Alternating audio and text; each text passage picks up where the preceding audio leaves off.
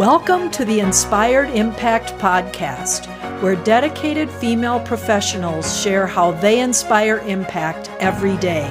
Authentic stories, passionate commitment, lives transformed. I'm your host, Judy Carlson. Welcome to today's episode of the Inspired Impact Podcast. I have such a special guest to share with you today who's had quite an experience in her life, and we've all learned lessons from her. So I'm excited to introduce you to Janine Valentine. Welcome, Janine. Thank you, Judy. It's so fun to be here. So let's start with your journey to go on vacation a few years ago. Yes? Yes. So we were just coming out of the pandemic in terms of ability to travel again. Okay. So it was September of 2021. Mm-hmm. And as long as you took a COVID test and tested negative, you could fly internationally. Okay. And then the same thing would be required on return. Okay. So my friends and I were a little restless, ready to go take another trip. And so someone had this idea to go on this dive boat in the Maldives. And so we booked a trip to the Maldives, and it was such a contagious, there was only a few of us going at first. And as we talked about it with our friends, more people joined us.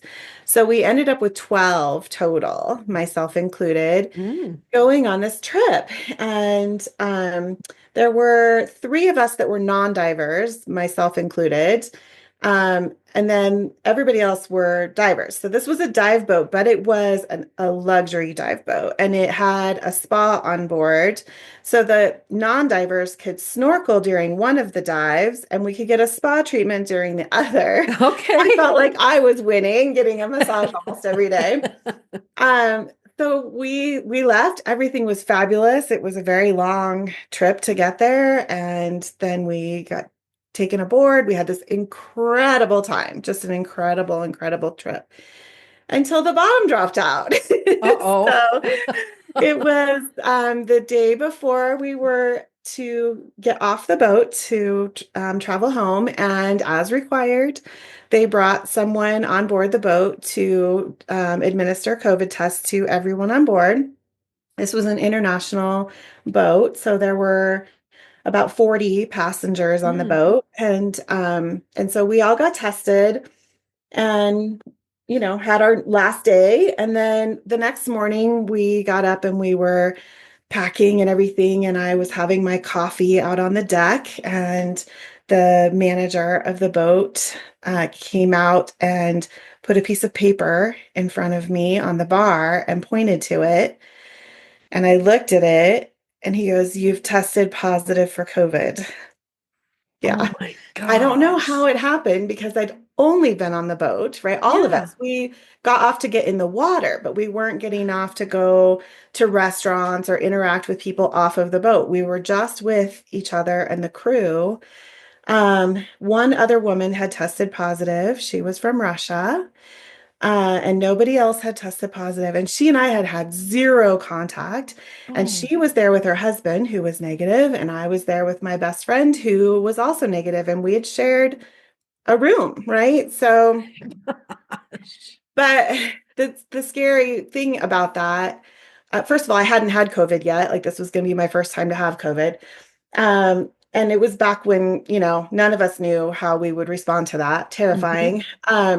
But also, he looked at me and he goes, "We haven't had this happen yet. And I know that you're required to quarantine for 14 days. That's the Maldivian government's rule. Wow. But I don't know what happens to you when you leave this boat." Oh my gosh. Yeah, that is not something you want to hear someone in charge say, right? No. I'm already scared. And now it's like, I don't know what happens to you. And so I was sent back to Male, which is the main island. It's where the airport is. Okay. It is not a touristy island. People land there and then go on their vacation to one of the, I think it's something like 1,100 or 1,500 islands in the Maldives. Um, so you typically go to another island or out onto a boat, right? Mm, So it is, Male is like where the people who are Maldivian live, and where people who are serving the tourist industry mm, stay and live, right? mm-hmm, Between gigs or whatever. So mm-hmm, it is a very conservative Islamic culture. The women there wear full burqas, gloves, everything, like just their eyes showing, always black. And it has a closed currency, meaning that you can't take currency from that country. And that means that they're very suspicious of other currencies because they revere their money in a way that it is pristine, because mm. they don't print like we do. They just don't have a constant new supply of bills.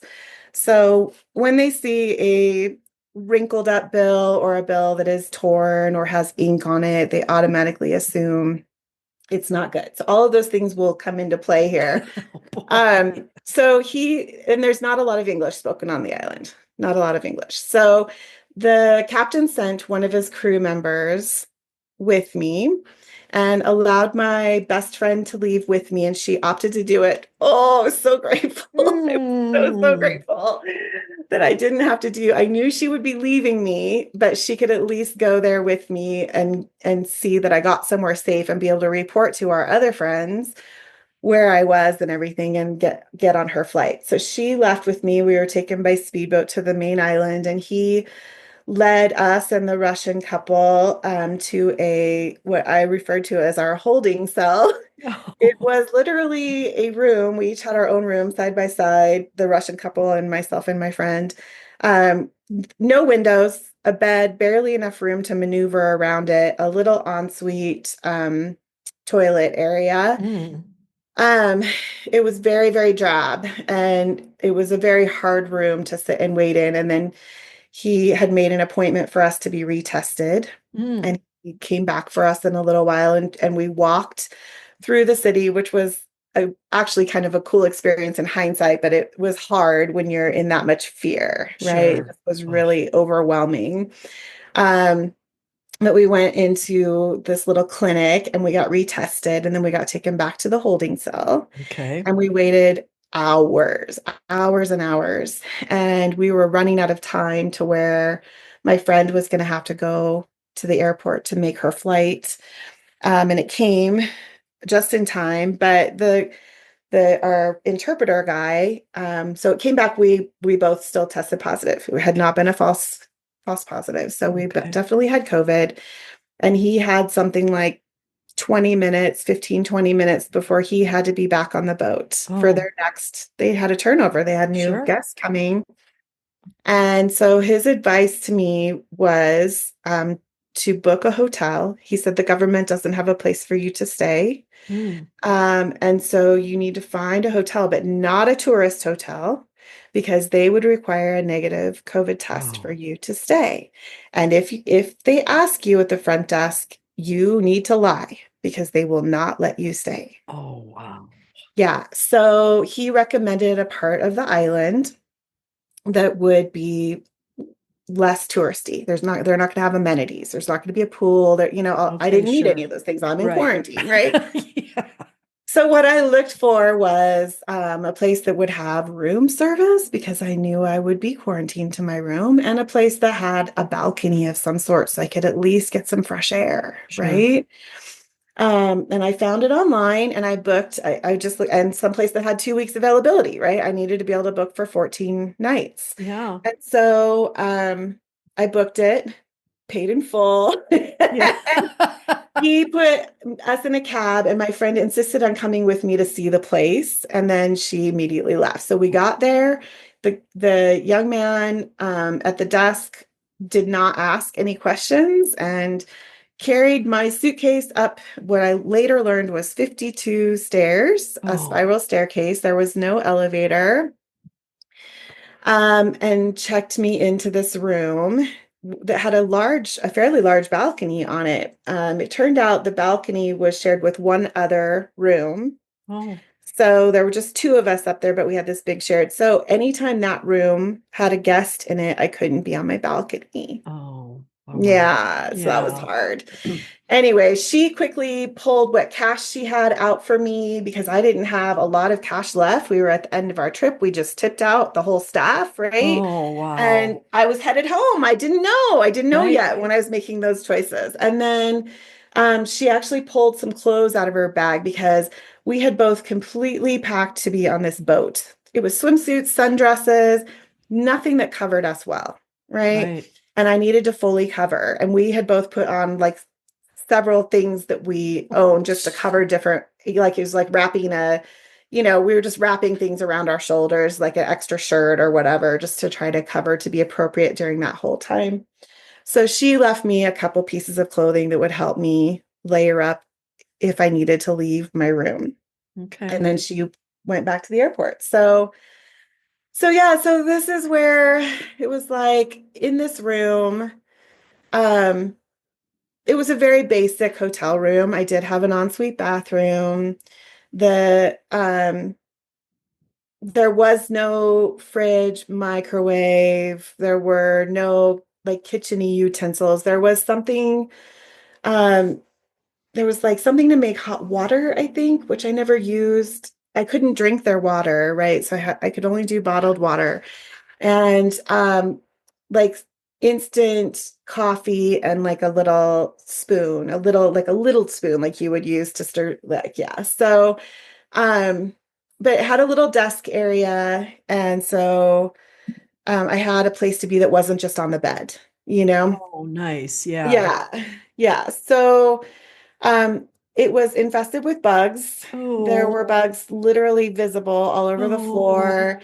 There was a real big beetle that first night that crawled across the wall on the headboard of my oh bed, and it no. disappeared. And I was like, I don't know where it went, and I have to sleep in Oh here. my gosh. Um, and so when I woke up the next morning, I was symptomatic. And like I was pretty scared. So Yeah. my dad had died the year before from Oh, what was a genetic lung disease oh, that I do know I'm a carrier for. It doesn't mean I'm going to get it, but I carry that genetically. And so I was pretty scared about how okay. COVID might impact my body and my lungs specifically. And what I had learned overnight, well, first of all, I was covered in bug bites. Oh, My biggest symptom was dizziness. I was so dizzy. I wasn't sure I was going to be okay to get down those stairs. mm, And I had learned the night before I was hungry. We hadn't really eaten all day because of that whole thing. And so I had tried to order a room service. And when the young man who worked at the front desk, we became good friends, by the way.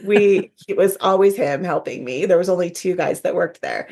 Um, he, we had a language barrier, so we had to kind of figure things out. And once we figured out food, like he brought it to me. I ordered something, I asked for something, and he explained what things were as best we could.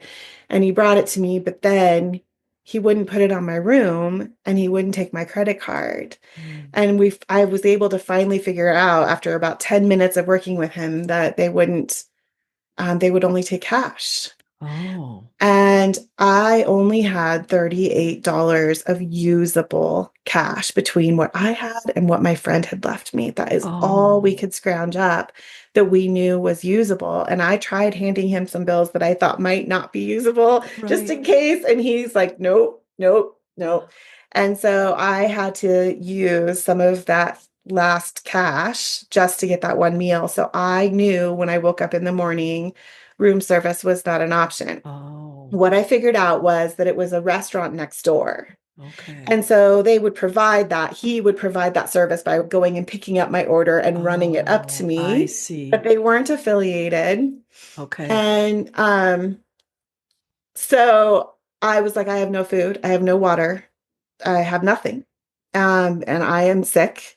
and I'm contagious and I am not supposed to leave this room, but I have to leave this room. Right. I don't have any, I had very little medication. I won't say I don't have any. I had a few little things, like I had ibuprofen and I had some little like lozenges. Mm. It was just like I had to ration them out. This is how many things I have. Mm-hmm. A friend of mine had on the trip had Mucinex. I think it Mm. was Mucinex. Now I can't remember, but had suggested to all of us that maybe we would bring that just in case because we were flying in COVID times, you know. Mm. We had ironically all talked about this. What if someone tests positive? You know, before the trip, we had had this conversation. So we did things like I Oh. brought my laptop with me because I am an entrepreneur. And for me to be gone and out of pocket for 10 days was already hard. But if something happened, I would need to be able to access my business, right? So, and so I had bought a thing of Mucinex, but it was just like a few. It Yeah. wasn't enough, you know, so I could only take one a day. I had to really pick and choose. So so I double masked. I put on a bunch of clothes. I went downstairs. Whew, that was a job. I bet. I emptied my backpack and I took that with me and proceeded to try to have this conversation looking for food, but he was thinking I wanted the restaurant. Oh. And it's like that whole communication thing. But once we figured that out, he walked with me Oh. to where this little grocery store was. And it was just about a block and a half away. It was Okay. very close. And it was, I liken it to shopping in a gas station here in the United States. So it was very small. Mm-hmm. It literally was the same size as going into like, you know, a gas station and seeing their aisles of food. Um, and I held up a credit card in the door, and the guy nodded and held up his credit card machine. Oh. So, okay, they're going to take my credit card. But then I had to buy stuff that didn't need to be heated, didn't need a knife Oh. to cut it open, didn't need to be refrigerated, right? I was really, really limited on what was available for me and also what I could carry back. Oh, And the young right. man didn't stay with me. He Oh. pointed to it across the street when we got there and Okay. went back because he had Okay. to stay at the front desk. Right. I didn't have help carrying. No. And so I bought some provisions and it was just what I could carry. Mm-hmm. So I was able to get some, you know, tuna and some bottles Mm-hmm. of water and, you know, just some little things. Mm-hmm. And so I took it back and barely made it up those stairs Oh my and gosh. collapsed into the bed. And when I woke up, realized that was it. I wasn't gonna be able to leave again until I felt better. I was glad I went right away that morning. So Mm-hmm. I had to ration my food, ration my water, ration my meds, ration Oh my everything for the next gosh. 5 days. And Five I was days. thirsty and hungry. And Oh my thankfully, I gosh. slept through most of it. But I was real scared. Mm-hmm. The phone in my room to the front desk did not work. Oh. So if I needed help, I was going to have to get down the stairs. And if I needed help, it meant I was going to be outing myself, right? I Mm. wouldn't be able to stay there. And I didn't know. I assumed that meant, and later found out that it indeed mean that I would have to stay in that little holding cell room, which is where it Oh. turns out they had expected me to stay, but they hadn't communicated that. Um, so there were just all these things like I was wanted by the government. I found out from the captain of the boat who contacted me via WhatsApp because they knew I had tested positive and I had disappeared from that room. Oh my But I didn't know I gosh. was supposed to stay in that room. No. And I am to this day eternally grateful that I did not know and my interpreter didn't know. So it wasn't just Oh. a language issue. No one really explained that to him, and no one was talking to me except him. So I had left. And thankfully, I Yeah. honestly don't know if I could have made it in that Right. room. No. Um, but anyways, through that, I was able to get WhatsApp connected with a doctor Oh. who was who called me. His English was good, and he was able to check in with me every day and see if I needed him to Oh. ride his motorbike over to me. But if he came, he would out me, Yeah, he right? would. I would again not he would have to say what he was doing, Right. especially in that culture, a Yeah. man going up to a woman's room, right? So he Oh would man. have to have said something.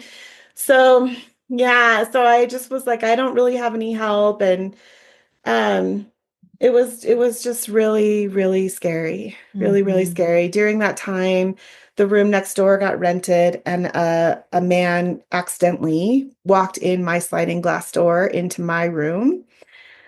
Scared us both. And he had no ill intent, but it was terrifying, Oh and my the door God. had been locked, but the lock was like went into the ground Oh. instead of into the wall. It went into Oh. the ground, and that looked like it was locked, but for some reason it didn't stick. So when he Hmm. pulled, it just popped open. Oh He my immediately backed out. God.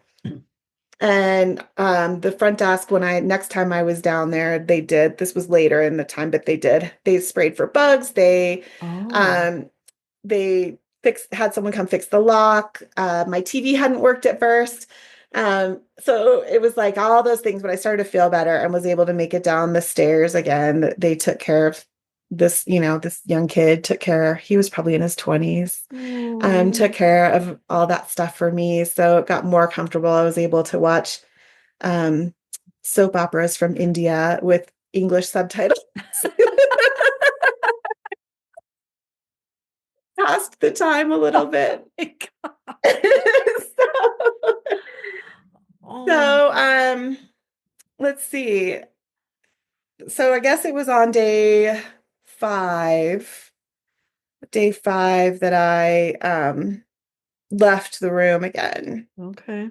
Um, but before I do that, I guess it's important to know also there's an 11-hour time difference. Whoa. 11 Wow. hours. Yeah. So I really only had contact with my family and friends real early in the morning and late at night, right? And I was sick, so I was sleeping weird hours, Oh, and sure. sometimes I would miss those. And so we were using WhatsApp and we were able to communicate. But during the length of my days, when things were happening and I was scared, and Yeah. I maybe wanted somebody to comfort me or someone to give me some advice or give me ideas to brainstorm, there was no one available to me. Um, and that ended up being one of the greatest gifts. But in the moment of it, it didn't feel like it just No. made something that was already real scary Even harder, scarier. For sure. Yeah. Um, so that is kind of where I was. But on day five, I felt well enough to make it down those stairs. So I did the whole thing again, masked up, took my backpack, but I needed water real, real bad, and I needed Mhm. food. And so I made it back over to the gas station grocery store. Yeah. They didn't sell gas, I just call it that. But Right. um, and so I, re-upped on my supplies the best Hmm. I could. Um, and then when I was coming back, I honestly can't remember. This has been 3.5 years now. So, Right. but it was either when I was coming back from that or the next day. But the guy who owned the restaurant next door was Yeah. standing outside, and I Oh. was definitely clearly the person who had ordered. I mean, I was the Oh. only person that looked like me there, right? Right. And I'm not a woman, not in a burqa. Like I just Right. stood out like really hardcore. So, um, he asked me in broken English, but he had better English than I'd come across from most people. And he asked um, why I wasn't ordering any more food. He thought maybe I hadn't liked the food or something. Oh. And I just told him the truth, like Yeah. not the truth that I was sick, but the truth that he wouldn't take a credit card and I didn't have enough cash. Um, and he asked how long I was staying, and I told him, nine more days. And his eyebrows went up, and I thought, oh no, he's just figured it out. But Mm. that isn't what happened. He was like, I will take your credit card. Really? And so he walked with me back to Oh. Shaheen, the young man that worked in the hotel, Yeah. and told him that to accept Oh. my credit card. And so for the rest of my stay, I was able to order 2 meals a day Oh my God. delivered, and it was good food when I could finally taste again. I couldn't taste Oh. the first, that was definitely something that went for me. Okay. But just I fell in love with like enjoying food through the texture, and I could feel it. I could feel when something was spicy. I Oh, could feel it like burning a little in there, oh, and like ginger, and the just the warmth or the oh coolness. Like I my, was like I couldn't taste anything, but I was so grateful for the food and the yeah. nourishment, but it was Oh, pretty and it felt interesting in my mouth. And so it was kind of a whole new way to explore enjoying your meal, right? right. So I just was so well sourced, by Yeah, things like this. right. So I had noticed from my balcony, so I was directly across from the beach, but Oh, it was a public beach okay. and the locals used it. And I had noticed, paid attention, that the locals did not use the beach at all during the day. It was too hot for the women to be Oh, out there fully covered, oh my right? gosh, sure. So they would come out in the evenings. It was lovely to watch them. Whole families, they would play and they would play cards under the trees on the beach and just have these big gatherings. It was really fun to watch, but I knew it was empty. So somewhere around day 6 or 7, somewhere around there, I made the decision to break quarantine Okay. and go across the street. I needed it. I needed to get out of that room Mm-hmm. for my mental health. Right. And I knew I was not going to be exposing anyone. It was actually better than the 2 trips I'd had to make to the grocery store. So I did mask up and went across the street. And as soon as I was on the beach, I unmasked. I had to still cover. And I wasn't able to swim because those were all the clothes I had. Oh, So I couldn't, get them salt watery. no. Um, but on that very first time across, this became integral. Across to the beach, there was couple rows of trees that you walk through, and then it opened up to an open Okay. beach. And as I stepped through the trees onto the beach, there was this gorgeous big piece of log that was like Mm. just big enough to be like a two-person bench, Oh. but it was really, really pretty wood. And it was Mm-hmm. just sitting there like an invitation to sit on it. And there literally was a sun ray highlighting it like it was under a spotlight. Oh, And I wow. just felt it. I was like, Yeah. that is my spot. Oh, That is going to be my spot because it was wow. not very far. I didn't have Right. to walk. And so I sat there, and this did become my spot. This is where I just really kind of worked through my emotions. This was a Mhm. place that was safe for me. I had conversations with the sea. I Yeah. had conversations with my higher power. I ranted and railed and screamed and cried and asked questions and just really, really went through it there. Um, and so at some point in my trip, after I had found this bench, I was on WhatsApp with my mom and my sister had told me, she was saying goodnight to me. We were about Oh.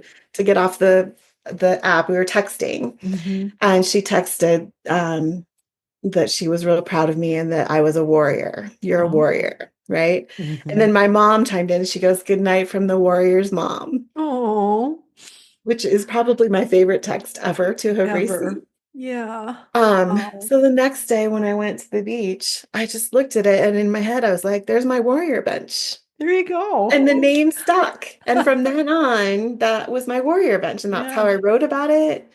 I was journaling, the whole time I was there, keeping Mm-hmm. myself sane and keeping Mm-hmm. track of what was happening and what the Yeah. days were. And so I would call it my warrior's bench then from then on. And I began writing. I wrote some poems while I was sitting there. It just was an incredible, I think that was the turning point. One day from the warrior bench, I saw, um, this was like day 8 or 9. I saw a group of women Yeah. swimming, but they left everything on. So What? socks, gloves, like full everything. So they had those foam noodles Oh, and their arms were wrapped over them. And and they were not going out far. Some were laying in the surf with their torsos still on the sand and Oh, just their legs in the water, just kind of splashing and kicking. They were oh, having a blast. I could not tell how old any of them were. They were adult-ish. They could have been teenagers, but the height of them, there was a man that sat on the beach keeping an eye on them that was with them. And some of them, floated a little further out, but not ever far enough, to get past the breakers. But I realized that I'm assuming they needed the flotation device because of the weight of all oh, that fabric, oh my right? Like if gosh. that got wet, I mean, they'd be Oh, at risk of that yeah, pulling them under. And right.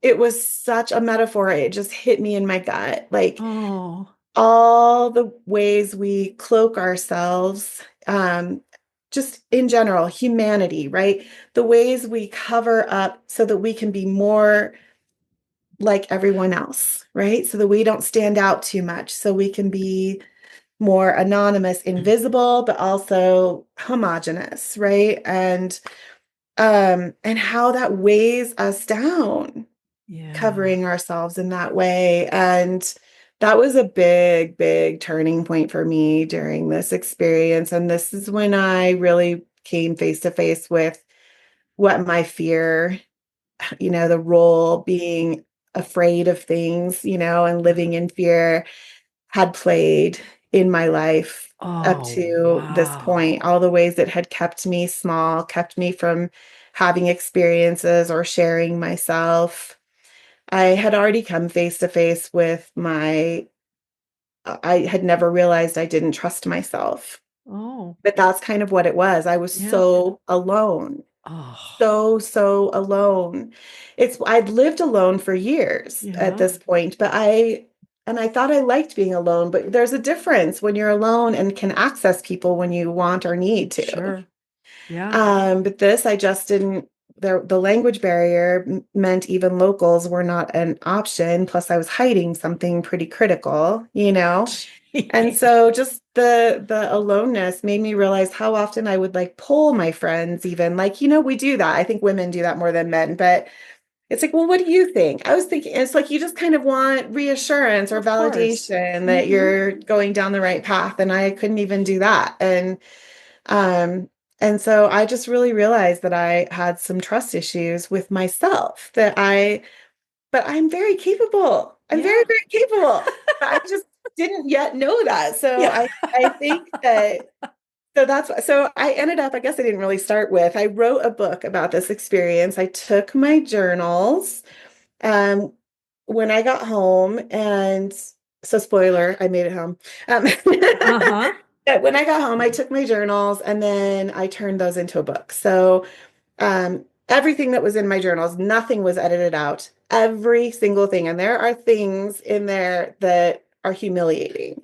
There are Mm, things in there that are, there were moments when I was out of integrity with myself. But mm. I put it all in there because that is how we behave when we're in fear, right? That's how our mind works when we're in fear. And so I just did not edit anything. All I did was add. I added more detail, I added background information, that kind of stuff. Mm-hmm.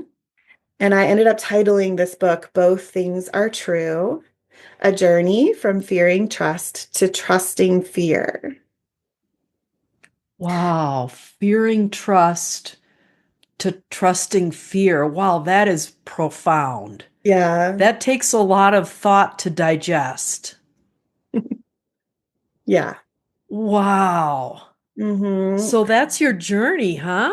Yeah. So, I mean, there was, Wow. all sorts of things that happened all the way up, and I don't want to like tell the entire story. You can, read the end, I guess. I get home, but it was hard all the way up till literally 15 minutes before I was to board a flight home. There just were things that were complicated all the way up, and I wasn't sure. I did end up completely running out of money. And Oh, so it's just, really? yeah, there was just a lot of really, really hard stuff. But I did get home, and we joked, like I was boarding the flight literally like at the very, very last second. And I was like, I don't even care. Like, I'll serve the drinks. I don't need a seat. It's a 38-hour flight time. It's several Oh, flights and layovers and stuff. And I was like, I don't care. I'm so grateful. And I will tell you this. So um, I had not heard English really. I mean, I'd been texting. Um, and I had felt so immersed in this culture that I wasn't allowed to really participate in or join. I'm pretty well traveled and I'm used to being in other cultures, but I'm not used to not being able to engage in some way with it. yeah. And so it was like when I flew through Qatar and then into Chicago and then on to Denver. And when we were coming in for a landing in Chicago, the flight attendant made an announcement in English, Oh, the first English oh my I had heard. And gosh. he said, "Welcome to the United States." And Oh, I started crying so oh, hard. It was oh just my so gosh. emotional for me. And I thought, oh my gosh, the person next to me probably wonders, like, who is this patriotic person sitting Oh, next to me? So excited to be, but it's just like, oh my gosh, I just oh, felt like I was like, I could drive home from here. If uh-huh. anything happens, like that was the first time I felt like I'm okay from here. If Really? anything else happens, Yep. I've got it. Wow. But up until then, I didn't feel safe ever, For like, sure. fully safe. I didn't feel like I was in danger specifically, but just not Right. secure. Right. Yeah. So that was a big deal. And then I did keep writing after Mm-hmm. getting home Mm-hmm. because I wasn't the same person anymore. Mm. So much had changed for me. And so I just really I didn't like slide easily back into my life. Mm. It was just that life changing. Wow. So And yeah. now, what did you say? 2.5 years have gone by, or 3.5? 3.5. This was happened in September and October. Uh-huh. Uh, I ended up being in the Maldives for 26 days. Oh, wow. And that includes the vacation time, Yeah, for that sure, time. but But yeah, so I've still. gone a month. Oh, wow. And September of 21. So Yeah. almost 3.5 years now since. And my book came out exactly a year after it occurred. So Oh, I got it out real, real fast. yeah. And we had my launch party on the anniversary. Oh, Yeah. Yeah. So it oh, was very, very powerful. very powerful. Hmm. So it was a 26 days of a life-changing journey. And now you've had 3.5 years since then to process it all. And what have Mhm. you learned about fear and trust? Mm. Yeah, I'm sure you're never going to be through your full journey. None of us ever are. No. Yeah. Yeah. It's we can never completely get rid of fear, right? And so we have to learn to work with it. And I think that that's really our challenge.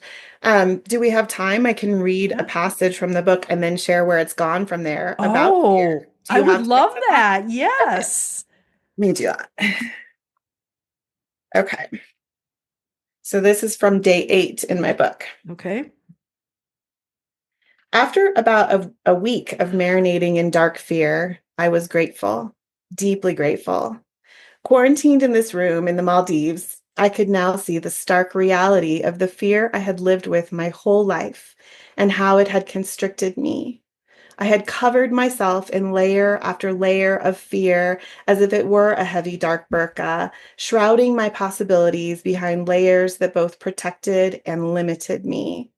As long as my fear was the dominant force, the protection had mattered more than the limitations that came alongside it.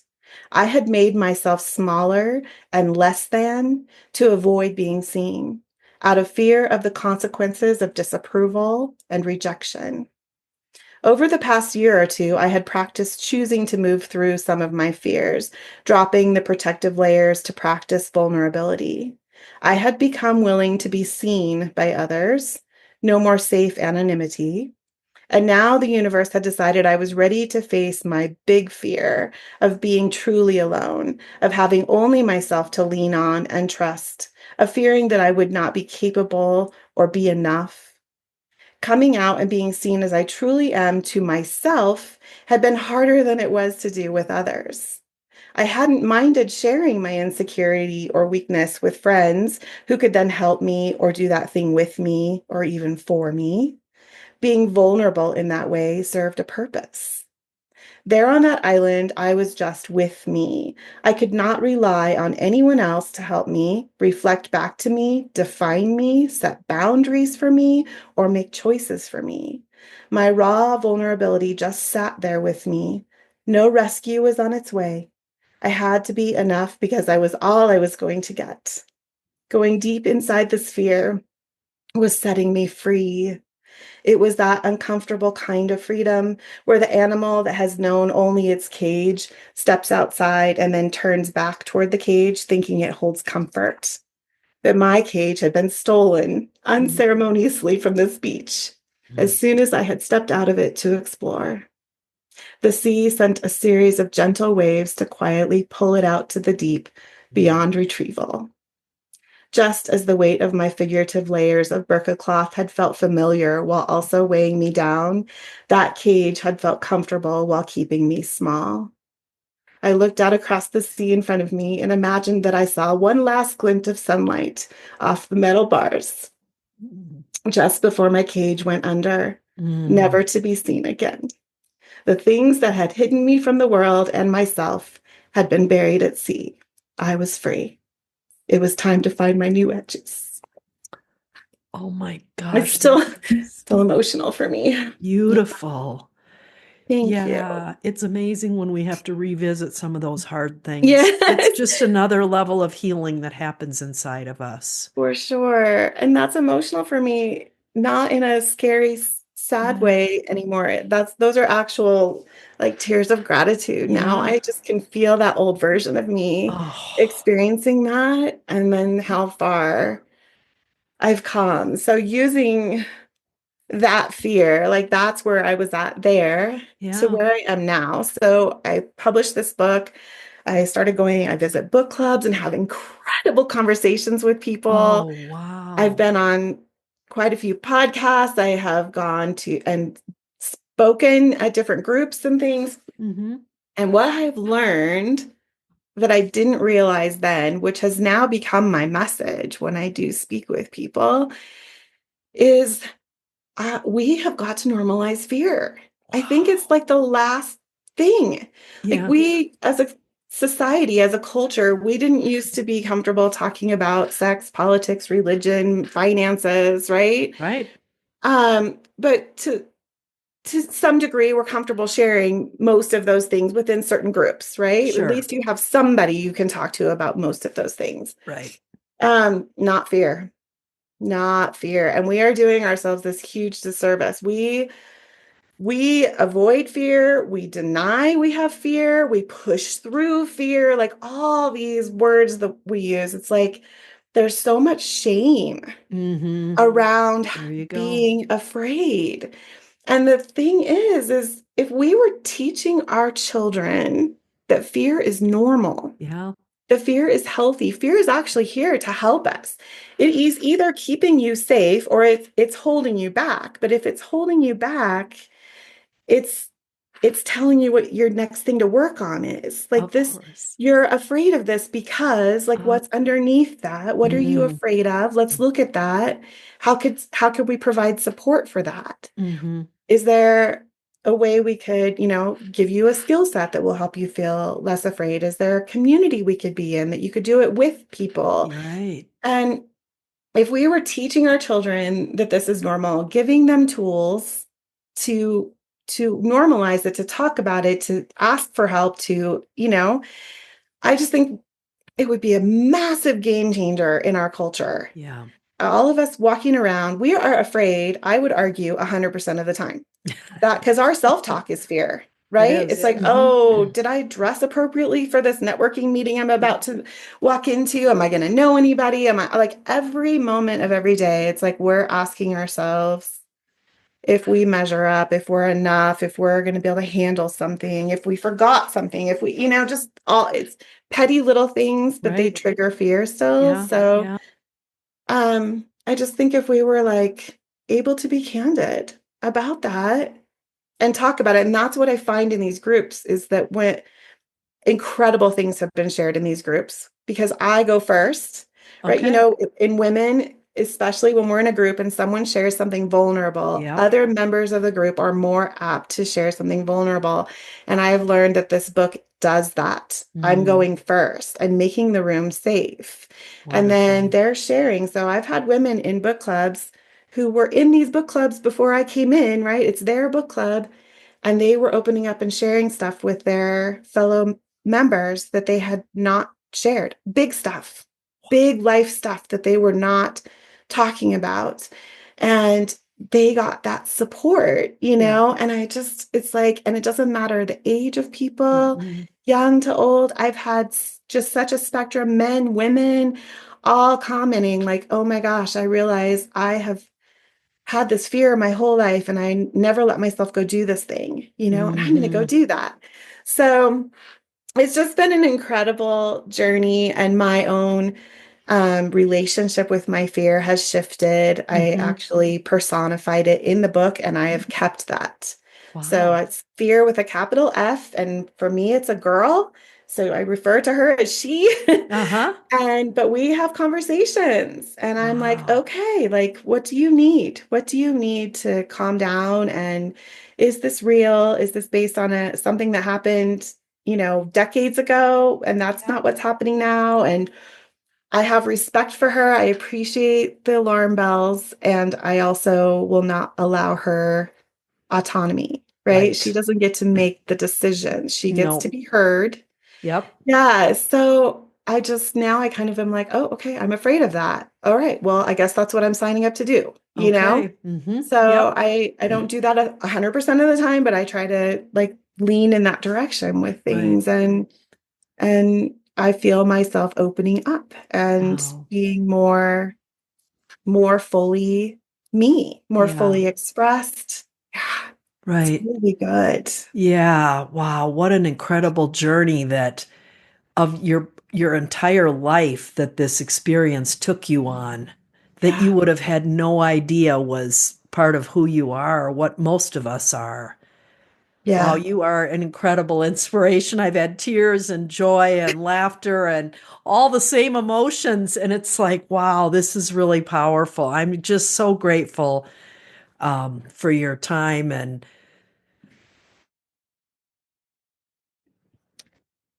uh, to spend with me to share your story. I just can't wait for people to hear it that haven't. So thank you. Thank you. Thank you. I'm grateful too. I knew while I was there that this needed to be shared. I Yep. didn't know what that would look like yet. I'm just grateful I was able to get it out there and whatever ripples it's doing. Real. Right. Well, I Yeah. feel like you've shared it with a lot of grace and beauty, and that's a beautiful story. Thank Yeah, you. you're welcome. So people can order your book on Amazon. Both things are true. Janine Valentine, I would definitely suggest grabbing a copy and enjoying it for what it's worth and for what you can learn from it. So, Thank you. It's also an Audible. oh, I recorded it myself. So if you're more of a audiobook person, it's also available there. well, Yeah. it's interesting what I noticed when you read that section. It was like fully you. Mm-hmm. And your words were just like piercing. So I'm Oh, glad you're the one who read it because everything you read, those words were so clear and mm. so powerful. So to have you read your book, that's really amazing. Good job. Thank you. Thank you. Yeah, I felt I needed to. It You was do. my story, and I knew where it was supposed to be funny and where it was not. Exactly. Yeah, There you is humor in there. So, because that's also me, right? That's also me. yeah. Yeah. Oh, Oh boy. thank Well, you thank so you so much. much for your time and sharing today, Janine. I'm sure that those who listen will really be blessed. So thank you. My pleasure. Thank you. Thanks so much for joining us for the Inspired Impact Podcast. To listen to past episodes, please visit theinspiredimpactpodcast.com.